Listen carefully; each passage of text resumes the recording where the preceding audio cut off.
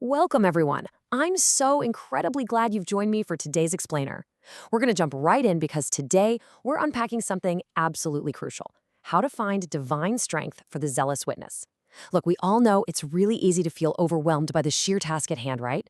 But today we're going to break this down. We're mapping out exactly where our strength comes from and how a really ancient promise translates directly into modern day empowerment for you. Let's get started.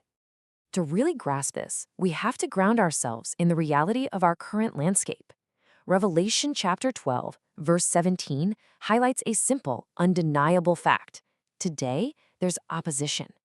Carrying out a zealous preaching work, it's not always easy. In fact, you're often met with resistance, apathy, or just downright pushback. And man, that takes a heavy toll on us, emotionally and physically. Because of this, human strength alone simply isn't going to cut it. If we rely strictly on our own endurance, we are eventually going to burn out. We fundamentally need Jehovah's help to keep preaching with zeal. It's just a highly realistic starting point, recognizing the true, everyday challenges of the world we're actually living in. Which brings us to a really pivotal question, one you might be asking yourself right now. Why can you be certain that Jehovah will actually support you? I mean, it's one thing to say, hey, we need help to face this opposition, but how can you be absolutely 100% sure that this help is going to be there when you actually need it the most? When you're out there knocking on a door or facing a super difficult conversation, how do you know you aren't standing alone? Well, this isn't just wishful thinking. There's concrete historical proof that answers this exact question. Let's look at how this case is built, starting with just an amazing promise from the first century. Okay, let's dive into this. We find an incredibly powerful foundational promise in 2 Timothy chapter 4, verse 17, where the Apostle Paul writes, "The Lord stood near me and infused power into me." Just think about the context here for a second. Paul wrote these words while facing some really severe trials.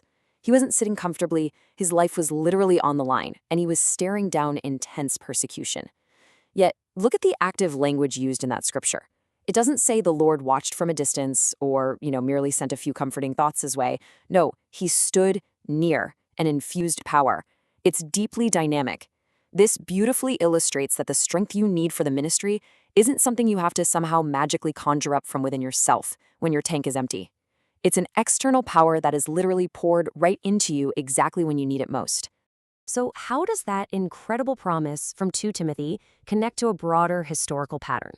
Let's walk through a very logical progression, centering around Jesus' deeply personal prayer in John chapter 17. Step 1. Jesus asks Jehovah to watch over his apostles. Step 2. We see the direct, completely undeniable result of that prayer in the historical record of the book of Acts. Jehovah answered that request by actively helping the apostles preach zealously, despite facing imprisonment, beatings, and just really intense persecution. But here's the absolute most important part. Step 3. Jesus didn't just pray for the handful of guys standing directly in front of him that night. No, in that very same prayer, he actually asked Jehovah to watch over future believers too. Now, what's really interesting about this slide is that we can see the specific evidence of this ongoing support by looking closer at John chapter 17. Verses 11 and 15 set the stage, where Jesus asks for his followers to be watched over and protected from the wicked one. But verse 20? That is the absolute crucial link bridging the past right into the present.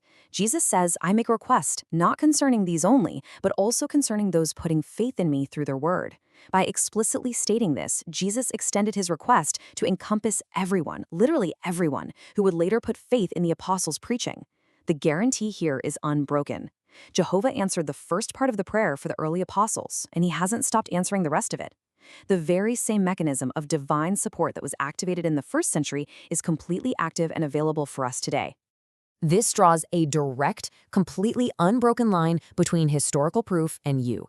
Just think about the historical precedent we just discussed. The apostles in the book of Acts were supported and infused with power through immense, totally life-threatening persecution. Now map that directly onto zealous witnesses today. Because of Jesus' specific prayer for future believers, that includes you. It really does. The very same God who provided the strength for the early Christians to preach boldly right in the face of the massive Roman Empire, he's going to help you in your ministry today, exactly as he helped them. It takes this grand, sweeping historical narrative and makes it so deeply personal. You are quite literally part of the answer to that prayer. Ultimately, this all builds to just a highly comforting conclusion. Even if it turns out to be way more difficult to preach the good news with zeal as the end draws close, the promise is crystal clear. We will receive all the support we need. The guarantee is absolute, backed by historical precedent and a direct prayer from Jesus himself. For more resources, information, and a deeper dive into these scriptural promises, make sure to visit jw.org, and definitely remember to subscribe for more explainers just like this one.